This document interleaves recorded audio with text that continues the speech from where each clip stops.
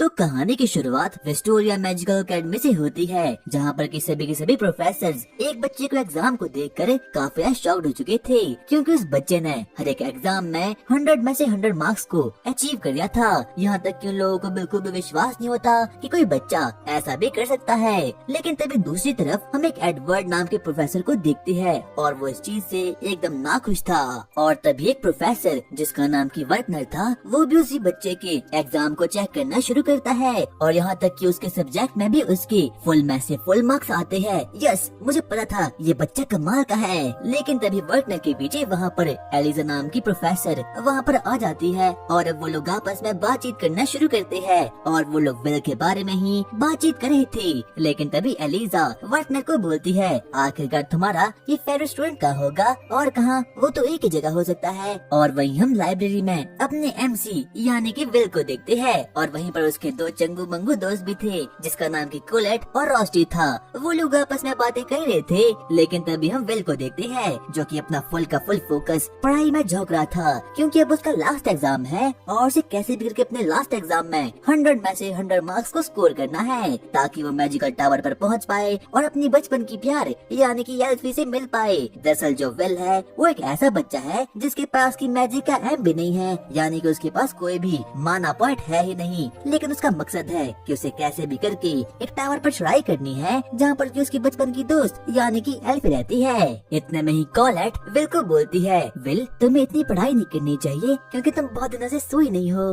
बस मुझे एक क्रेडिट पॉइंट चाहिए और अगर मुझे वो मिल गया तो मैं फाइनली उस टावर को चढ़ पाऊंगा। लेकिन तभी रॉस्टी विल को बोलता है, विल तुम इतनी पढ़ाई नहीं करनी चाहिए, क्योंकि अगर तुम पढ़ते रहे तो तुम्हारे बाल व्हाइट हो जाएंगे। और इतना कहने के बाद वो उसके सर में से एक व्हाइट पार्ट को उखाड़ फेंकता है, जिस चीज को देखकर कोलेट काफी शॉक्ड हो चुकी थी और वो एकदम गुस्से में आ चुकी थी। लेकिन तभी रॉस्टी कोलेट को बोलता है, कोलेट तुम इतना ज्यादा गुस्से में क्यों हो रही हो? कहीं ऐसा तो नहीं कि तुम्हें विल पे बहुत बड़ा वाला क्रश है? लेकिन जिस चीज को सुनकर के कोलेट काफी शाय फील करती है। लेकिन वही हम लोग हेडमिस्ट्रेस के रूम में जूलियस और शियोन को देखते हैं और ये कोई और नहीं बल्कि विल के क्लासमेट ही होते हैं। पिछले सीजन में ये सभी के सभी लोग गेट कीपर को हराने के लिए एक डंजन में गए थे और यहाँ तक कि विल की हेल्प से और आपसी समझौते से इन लोगों ने गेट कीपर को खत्म भी कर दिया था। यहाँ तक कि ये लोग तो आपस में बातचीत करना शुरू करते हैं। लेकिन ये लोग एक दूसरे को बिल्कुल भी पसंद नहीं करते थे। और वहीं दूसरी ओर हम लोग लिहाना और विग्नाल को देखते हैं और ये लोग भी विल के क्लासमेट्स होते हैं। यहाँ तक कि पहले तो ये लोग विल को बिल्कुल भी पसंद नहीं करते थे, लेकिन जब से उन लोगों ने गेट कीपर के साथ लड़ाई की है और विल ने इन दोनों की विल पावर को बढ़ाया है, तब से ये लोग विल से काफी ज्यादा इन्फ्लुएंस हो चुके थे और यहाँ तक कि अब तो ये लोग विल को काफी ज्यादा पसंद भी करने लगे हैं। लेकिन तभी लिहाना विग्नाल को बोलती है, विग्नाल तुम्हें लगता है कि आखिरकार विल कहाँ होगा? इस बात का मुझे नहीं पता, लेकिन वो जहाँ कहीं भी होगा वो अभी भी मेहनत ही कर रहा होगा। लेकिन तभी हम लोग रात के समय देखते हैं वहाँ पर कोलेट लाइब्रेरी में जाती है। वो आगे बढ़ना शुरू करती है और वो विल के लिए इस वक्त पर डिनर लाई थी। वो विल की ओर आगे बढ़ती है, लेकिन तभी वो विल को देखती है और वो आराम से घोड़े बेचकर सो रहा था। और जैसे ही वो विल को देखती है, अचानक से उसके दिमाग में कुछ केमिकल लोचा होता है और वो विल को किस करने का सोचती है और उसके साथ प्लॉट को डेवलप करने का भी सोचती है। लेकिन सही वक्त पर वहाँ पर रॉस्टी अब वहाँ पर आ चुका था। कोलेट तुम ये क्या कर रही हो? अरे मैं तो कुछ भी नहीं कर रही। उन लोगों को विल की काफी चिंता थी, क्योंकि इस पूरे के पूरे वर्ल्ड में सिर्फ और सिर्फ विल ही एक ऐसा है जिसके पास की कोई भी मैजिकल पावर्स है ही नहीं और उसका तो सिर्फ और सिर्फ एक ही गोल है कि उसे कैसे भी करके मैजिकल वेंडर बनना है और उस टावर पर जाकर चढ़ना है। लेकिन तभी हम लोग कोलेट को देखते हैं, वो अपने मन में बोलती है, मुझे एल्फी यानी कि उस मैजिकल वेंडर से काफी ज्यादा दुश्मनी है और मैं उससे एकदम नाखुश हूँ, क्योंकि उसके पास खुद तो बहुत ज्यादा मैजिकल पावर्स है और यहाँ तक कि वो तो अपनी पावर के दम पे उस टावर तक चढ़ गई। लेकिन विल जो पागलों के जैसा उसका पीछा कर रहा है, उसने उसके लिए अभी तक कुछ भी नहीं किया। कोलेट तुम सही बोल रही हो। तो गाइज मैं तुम्हें कमाल के ऐप के बारे में बताता हूँ, जिसका नाम है हिट पर विक्पी, जो कि तुम्हारी लो क्वालिटीज वीडियो को इनहांस करके उनकी क्वालिटीज को 2K यहाँ तक कि 4K में भी कन्वर्ट कर सकता है। इसके लिए तुम्हें हिट पर विक्पी पर जाकर अपनी वीडियो को वहाँ पर ड्रैग करना होगा और उसके बाद किसी भी AI मॉडल को सिलेक्ट करके अपनी वीडियो की क्वालिटी को एनहांस कर दो, जिससे कि तुम्हारी वीडियो एकदम क्रिस्टल क्लियर हो जाएगी। इसमें तुम और भी बहुत कुछ कर सकते हो, जैसे कि अपनी ब्लैक एंड व्हाइट फोटो को एकदम कलरफुल में कन्वर्ट कर सकते हो और किसी भी इमेज में प्रॉम्प्ट डालकर उसे वीडियो में जनरेट कर सकते हो। सारी की सारी इन्फॉर्मेशन मैंने डिस्क्रिप्शन बॉक्स में दे रखी है, तो तुम वहाँ से चेक कर सकते हो। लेकिन तभी हम लोग दूसरी तरफ टावर के ऊपर एल्फी को देखते हैं और भाई सच में ही ये काफी ज्यादा क्यूट है। वो आगे बढ़ना शुरू करती है, लेकिन तभी पीछे से वहाँ पर एक और मैजिकल वेंडर जिसका नाम की एलनोर था, अब वो वहाँ पर आ चुकी थी और अब वो एल्फी को टीज करना शुरू कर देती है। वो एल्फी को बोलती है, एल्फी आखिरकार तुम यहाँ पर क्यों आई हो? एलनोर तुम मुझसे ऐसी बातें क्यों कर रही हो? क्या तुम अभी भी उस बात से काफी ज्यादा गुस्से में हो क्योंकि मैंने तुम्हें बहुत ही इजी वे में हरा दिया था? तुम ये क्या बोल रही हो? उस मैच में तो तुम्हारे पास काफी ज्यादा एडवांटेज था, इसलिए तुम बेवजह ही जीत गई। एल्फी और एलनोर आपस में काफी बड़े वाले राइवल थे, लेकिन तभी वहाँ पर उन लोगों का तीसरा राइवल जिसका नाम की जियो था, अब वो भी वहाँ पर आ चुका था। और यहाँ तक कि एल्फी इस बात से काफी ज्यादा शॉक्ड हो चुकी थी कि सभी के सभी मैजिकल वेंडर यहाँ पर क्या कर रहे हैं, इसीलिए वो उन लोगों से पूछती है, आखिरकार तुम लोग यहाँ पर क्या कर रहे हो? मैं यहाँ पर उस फालतू से रिचुअल जिसका नाम की टर्मिलिया है उसे पूरा करने के लिए आया हूँ। और टर्मिलिया एक ऐसा रिचुअल होता है जिसमें कि मैजिकल वेंडर्स को हेवन में प्रोटेक्टेड बैरियर को वापस से क्रिएट करना पड़ता है ताकि कोई भी शैतानी ताकत लोगों के वर्ल्ड में ना घुस पाए। और ये रिचुअल हर एक साल में एक बार किया जाता है और वही हम लोग मैजिकल एकेडमी में देखते हैं, जहाँ पर कि अब वो फाइनली वो दिन आ चुका है जहाँ पर कि विल और बाकी लोगों का लास्ट एग्जाम होने वाला है और ये होने वाला है हिस्ट्री ऑफ मैजिक का। वो सभी के सभी बच्चे एक क्लासरूम में बैठ जाते हैं, लेकिन तभी वहाँ पर उन लोगों का फाइनल एग्जाम लेने के लिए वहाँ पर खुद एडवर्ड अब वहाँ पर आ चुका था। वो सभी लोगों को बोलता है, सभी लोग शांत हो जाओ क्योंकि ये तुम्हारा लास्ट एग्जाम होने वाला है और जो कोई भी इसे क्लियर करेगा मैं उसे अपने पूरे के पूरे 6 क्रेडिट दे दूंगा। और इस वक्त पर विल को टावर पर चढ़ने के लिए सिर्फ और सिर्फ 1 क्रेडिट की आवश्यकता होती है और मैं तुम्हें सिर्फ और सिर्फ एक क्वेश्चन दूंगा और जो कोई भी उसका सही आंसर दे देगा मैं उसे अपने पूरे के पूरे क्रेडिट्स दे दूंगा। और अब वो सभी के सभी लोगों को उस क्वेश्चन पेपर को दे देता है जिसमें क्वेश्चन था व्हाट इज मैजिक, यानी कि सभी के सभी स्टूडेंट्स को डिस्क्राइब करना होगा कि आखिरकार मैजिक क्या है, उसे कैसे यूज किया जाता है और यहाँ तक कि मैजिक को यूज करते हुए उनकी बॉडी में क्या क्या चीजें होती है। सभी बच्चे अब लिखना शुरू कर देते हैं, लेकिन तभी हम लोग विल को देखते हैं क्योंकि विल ने आज तक मैजिक का कभी यूज ही नहीं किया, उसे पता ही नहीं होता कि आखिरकार मैजिक किस चिड़िया का नाम है, इसीलिए वो उस एग्जाम में अब कुछ भी लिख ही नहीं पाता। और तभी वो अपने मन में बोलना शुरू करता है, क्या व्हाट इज मैजिक, लेकिन मुझे तो मैजिक यूज करना ही नहीं आता, चाहे कुछ भी हो जाए मैं उस टावर तक पहुंचूंगा और चाहे कुछ भी हो जाए मैं एल्फी से वापस से मिलकर रहूंगा। इसीलिए विल उस एग्जाम में कुछ भी लिखना शुरू कर देता है, लेकिन जिस बात का डर होता है आखिर में जाकर वही होता है, यानी कि विल अपने आखिरी एग्जाम में फेल हो चुका था।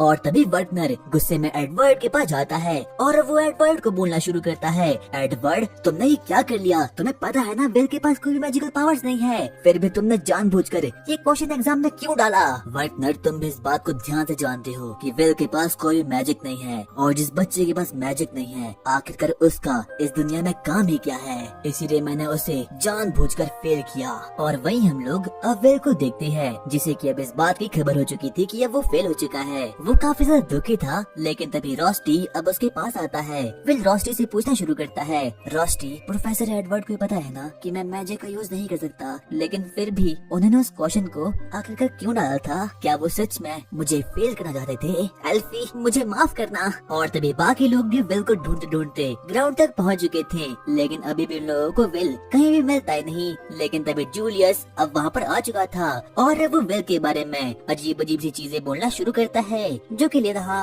और विग्नल को बिल्कुल पसंद नहीं आती, यहाँ तक कि विग्नल तो उसे मारने के लिए भी एकदम रेडी हो चुका था। लेकिन तभी जूलियस उन लोगों को बोलता है, एक ऐसे वर्ल्ड में जहाँ पर कि मैजिक ही सब कुछ है वहाँ पर उस स्वॉर्ड यूजर का कुछ भी काम नहीं है। लेकिन तभी हम देखते हैं कि अब वर्टनर भी अब वहाँ पर आ चुका था। वो उन लोगों को बोलता है, जाओ तुम लोगों को इस वक्त टर्मिनेलिया यानी कि न्यू फेस्टिवल को अटेंड करने के लिए जाना होगा। लेकिन तभी हम वहाँ पर कोलेट को देखते हैं, वो वर्टनर को बोलती है, लेकिन प्रोफेसर विल का क्या होगा, कोई बात नहीं तुम जाओ। और तभी हम सिटी में देखते हैं कि किसी भी विज़ार्ड और बाकी लोग न्यू फेस्टिवल को मनाने के लिए अब वहाँ पर आ चुके थे। सभी लोग इस चीज को देखकर काफी ज्यादा खुश थे क्योंकि 500 सालों पहले इस वर्ल्ड में डार्कनेस यानी कि सेलेस्टियल का काबू था। लेकिन एक दिन मैजिक के फाउंडर यानी कि मर्सिडीज और उनके 5 महान जादूगरों ने टर्मिनेलिया को वहाँ पर क्रिएट कर दिया, जिसकी वजह से कि उन लोगों ने डार्कनेस को कैप्चर कर लिया। और उसी दिन के बाद से हर साल ये लोग इस फेस्टिवल को मनाते हैं ताकि वो लोग टर्मिनेलिया वाले बैरियर को वापस से रिक्रिएट कर पाए। और अब सभी के सभी लोग इस फेस्टिवल के लिए एकदम रेडी हो चुके थे, यहाँ तक कि वॉच काउंसलर, यहाँ तक कि आयरिस और बाकी लोग भी इस चीज को सुपरवाइज कर रहे थे। और वही हम लोग अपने मैजिक वंडर्स को देखते हैं ताकि वो लोग वहाँ पर टर्मिनेलिया को वापस से रिक्रिएट कर पाए। और यहाँ तक कि उन सभी के सभी मैजिक वेंडर में एल्फी भी शामिल थी। वो सभी के सभी लोग अपने स्पेल को अब कास्ट करना शुरू करती है, जिसका नाम था सुप्रीम स्पेल। वो अब उस चीज को कास्ट कर देते हैं, जिसकी वजह से कि अब टर्मिनेलिया बैरियर वापस से रिक्रिएट करना शुरू हो चुका था। लेकिन तभी अचानक से उन लोगों के वर्ल्ड में डार्कनेस अब छा चुकी थी। हर जगह वहाँ पर टेलीपोर्टेशन सर्कल अपीयर होना शुरू हो चुके थे। अचानक से उसमें से अब वहाँ पर कुछ काइजू मॉन्स्टर वहाँ से उत्पन्न हो चुके थे, जो कि बाकी लोगों पर अटैक करना शुरू कर देते हैं और अब सिटी में डिस्ट्रक्शन मचाना भी शुरू कर देते हैं। यहाँ तक कि विल और बाकी लोगों को भी अब इस चीज का एहसास चुका था कि सिटी में जरूर कुछ न कुछ बड़ा खतरा तो आ चुका है। और वही हम सिटी में क्लेयर, रोज और बाकी लोगों को वहाँ पर देखते हैं, जो कि उन लोगों से लड़ना शुरू कर देते हैं, क्योंकि वो कोई नॉर्मल मॉन्स्टर नहीं थे, बल्कि वो मॉन्स्टर थे जो कि डंजन में रहा करते थे। यहाँ तक कि रोज और बाकी लोग भी इस चीज को देखकर काफी ज्यादा हैरान हो चुके थे कि आखिरकार डंजन में रहने वाले मॉन्स्टर सरफेस पर यहाँ पर क्या कर रही है। लेकिन तभी देखते ही देखते वहाँ पर क्लेरी भी वहाँ पर आ चुकी थी। वो सबसे पहले अपने मैजिक का यूज करती है, क्योंकि वो एक सुपर सीनियर मेज थी। और तभी वो वहाँ पर उन मॉन्स्टर से प्रोटेक्ट करने के लिए वहाँ पर अपने कुछ गार्डियंस को वहाँ पर समन कर देती है। लेकिन तभी वो मॉन्स्टर्स भी अब उसके गार्डियंस को एक एक करके मारना शुरू कर देते हैं। यहाँ तक कि क्लेरी के गार्डियंस उसके सामने बिल्कुल भी टिक नहीं पाते। और वही हम रॉज और उसके विजार्ड्स को देखते हैं, जो कि उन लोगों पर अपने फायर स्पेल मारना शुरू कर देते हैं। यहाँ तक कि उन मॉन्स्टर्स को फायर स्पेल से भी कुछ भी नहीं होता। वो मॉन्स्टर सच में ही काफी ज्यादा पावरफुल थे, क्योंकि वो कुछ और नहीं बल्कि 4th फ्लोर से यहाँ पर आए थे। यहाँ तक कि वेंडल और बाकी लोग भी इस चीज को देखकर एकदम शॉक्ड हो चुके थे। उन लोगों को बिल्कुल भी विश्वास नहीं होता कितने पावरफुल मॉन्स्टर्स भी सरफेस तक आ सकते हैं। उन लोगों को बिल्कुल भी समझ नहीं आता कि आखिरकार ये मॉन्स्टर यहाँ पर कर क्या रहे हैं और आखिरकार लोगों का असली एम क्या है। और वही हम लोग बाकी मॉन्स्टर्स को देखते हैं, और न ही तो लोगों पर फायर स्पेल का, यहाँ तक कि बाकी स्पेल का भी उन लोगों पर कोई भी फर्क नहीं पड़ता। इतने में ही रॉज उन लोगों पर एक बार वापस से फायर स्पेल को मार देता है। वो अपने ऑरा को बढ़ाने का ट्राई करता है, लेकिन ऐसा कुछ भी हो नहीं पाता। और तभी एक मॉन्स्टर दौड़ते दौड़ते रॉज की ओर आगे बढ़ना शुरू करता है। क्लियरली उसी बोलती है, रॉज यहाँ से भाग जाओ। लेकिन तब तक काफी देर हो चुकी थी, क्योंकि वो मॉन्स्टर रॉज को बीच में से ही काट डालता है। और यहाँ तक कि उनमें से एक मॉन्स्टर तो क्लियरी पर भी अटैक कर देता है। कोई भी मेजर लोगों को बिल्कुल भी रोक नहीं पाता। और वही हम लोग मैजिकल एकेडमी की हेड मिस्ट्रेस को देखते हैं। उसे भी कुछ भी सपना था कि आखिरकार यहाँ पर चल गिरा है। लेकिन तभी उसे एहसास होता है कि जो कोई भी वो मॉन्स्टर है, उन लोगों के पास एक अजीब सी स्वॉर्ड है। वो अपने मन में बोलती है, काश ये वो स्वॉर्ड ना हो जिसका नाम की मेज स्लेयर है, क्योंकि अगर ऐसा हुआ तो हम में से कोई भी मेज उन लोगों के सामने जरा सा भी टिक नहीं पाएगा। लेकिन तभी बाकी लोग उसे बोलना शुरू करते हैं, मैम सिटी में काफी ज्यादा डिस्ट्रक्शन मच रही है, यहाँ तक कि काफी लोग तो मर भी रहे हैं। हेड मिस्ट्रेस कुछ भी समझ नहीं पाते कि आखिरकार यहाँ पर हो क्या रहा है। लेकिन बाद में जाकर उसे एहसास होता है कि उन लोगों का मेन टारगेट कुछ और नहीं बल्कि टावर है। जाओ और टावर पर प्रोटेक्शन को बढ़ा दो। और वही हम लोग बाकी मैजिक वेंडर्स को देखते हैं, और अब उन लोगों को पता चल चुका था कि विलन्स का मेन टारगेट कुछ और नहीं बल्कि उनका ही टावर है। क्योंकि साल में सिर्फ और सिर्फ एक ही दिन ऐसा होता है जिस दिन की मैजिक वेंडर काफी ज्यादा वीक होते हैं, और वो होता है टर्मिनेलिया का दिन। यहाँ तक कि एल्फी, एलनोर, जियो और यहाँ तक कि कैरेट का भी माना लेवल अब बिल्कुल लो हो चुका है, क्योंकि उन लोगों ने अपने पूरे के पूरे माना पॉइंट्स को उस बैरियर को रिक्रिएट करने में लगा दिया है। लेकिन तभी लॉर्ड एरन उन लोगों को बोलता है, चाहे कुछ भी हो जाए, मेरे आदेश के बिना कोई भी मैजिक वेंडर इस टावर से बाहर नहीं जाएगा। लेकिन तभी जियो लॉर्ड एरन को बोलता है, तो आखिरकार हम लोगों को यहाँ पर क्या करना चाहिए? अगर तुम लोग यहाँ से चलेगी तो टर्मिनेलिया का बैरियर वापस से वीक हो जाएगा, जिसकी वजह से कि हो सकता है कि सेलेस्टियल होस्ट हम पर वापस से इन्वेड कर दे, जिसकी वजह से कि सिर्फ और सिर्फ हमारी सिटी ही नहीं बल्कि पूरे के पूरे वर्ल्ड पे खतरा आ जाएगा। और वही हम लोग उन्हीं विलन्स को देखते हैं जिन लोगों ने इस पूरे के पूरे अटैक को प्लान किया था। और वही दूसरी ओर आयरिस पर भी बहुत से मॉन्स्टर्स अटैक कर देते हैं। उनमें से हर कोई मॉन्स्टर सिटीजन और पूरी की पूरी सिटी को तबाह करने में लगा था।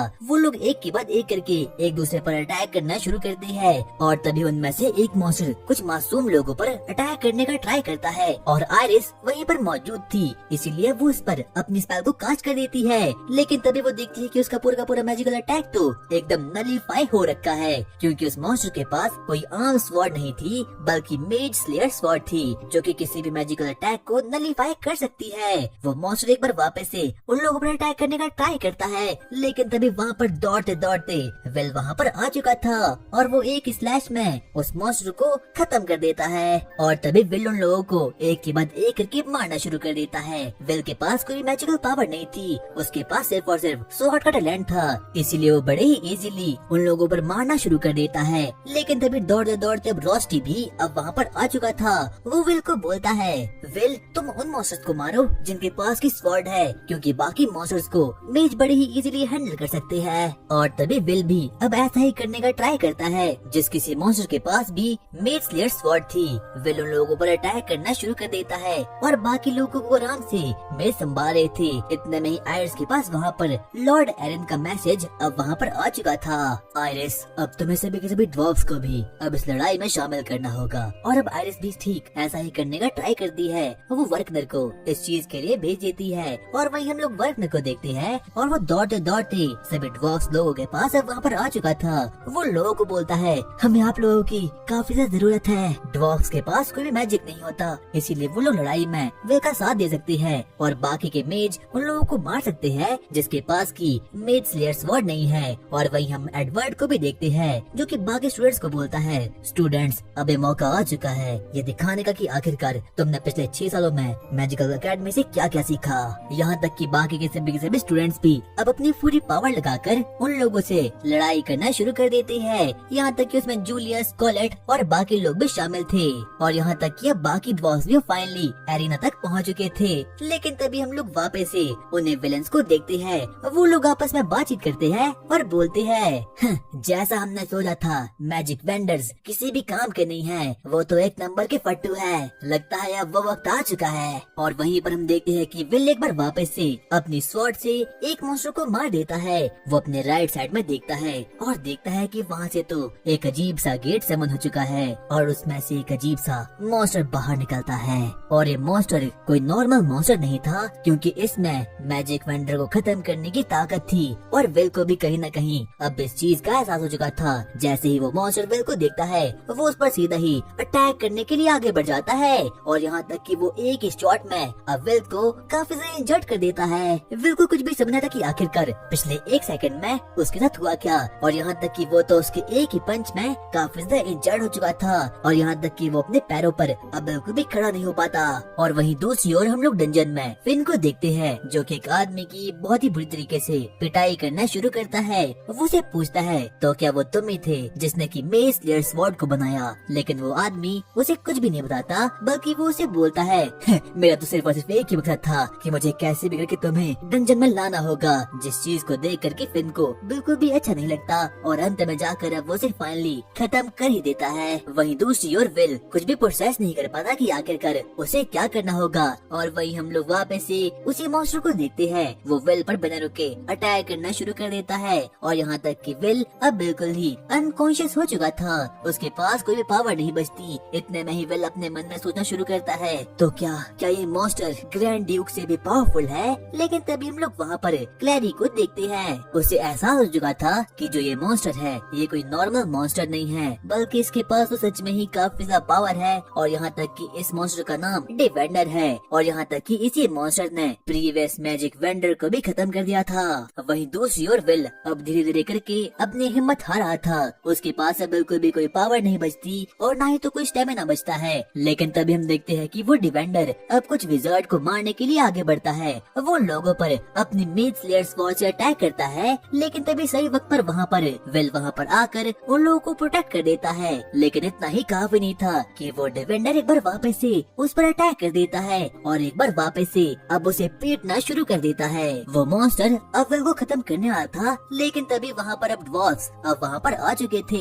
लेकिन तभी विल उन्हें बोलता है, मिस्टर डोनन क्या आप भी यहाँ पर आ चुके हो। हम देखते हैं कि बाकी के ड्वार्फ्स ये फाइनली विल को बचाने के लिए और उस मॉन्स्टर का खात्मा करने के लिए अब वहाँ पर आ चुके हैं। और अब वो सभी के सभी लोग इस चीज को देखकर काफी ज्यादा शॉक्ड हो चुके थे। लेकिन तभी हम लोग एक बार वापस से डिफेंडर को देखते हैं। अब वो काफी ज्यादा गुस्से में आ चुका था, इसीलिए वो अपने कोर को बाहर निकालता है और बाकी के मॉन्स्टर का ऑरा अपने अंदर खींचना शुरू करता है। किसी को भी समझ नहीं आता कि आखिरकार ये यहाँ पर कर क्या रहा है, लेकिन तभी हम देखते हैं कि अब कुछ ड्वार्फ्स उसे रोकने की कोशिश करते हैं, लेकिन ऐसा कुछ भी हो नहीं पाता।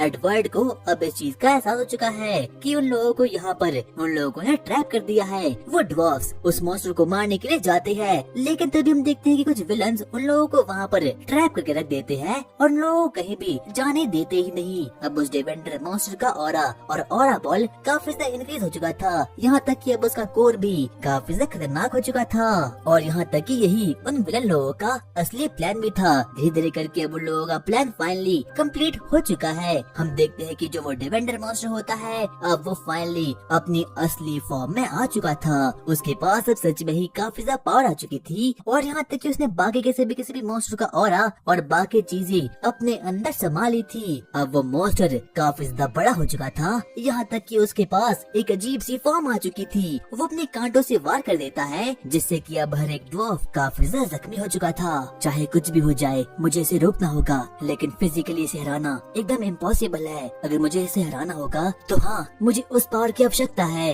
लेकिन तभी हम देखते हैं कि रोस्टी भी अब वहाँ पर आ चुका था ताकि वो विल की उस वाली पावर को वापस से एक्टिवेट कर पाए। रोस्टी एक बार वापस से विल पर अटैक कर देता है ताकि वो भी अपने सीक्रेट पावर को वहाँ पर एक्टिवेट कर पाए। लेकिन जैसा ही रोस्टी ऐसा करने के लिए जाता है, अचानक से वहाँ पर वो मॉन्स्टर वहाँ पर आता है और रोस्टी के एक हाथ को काट डालता है।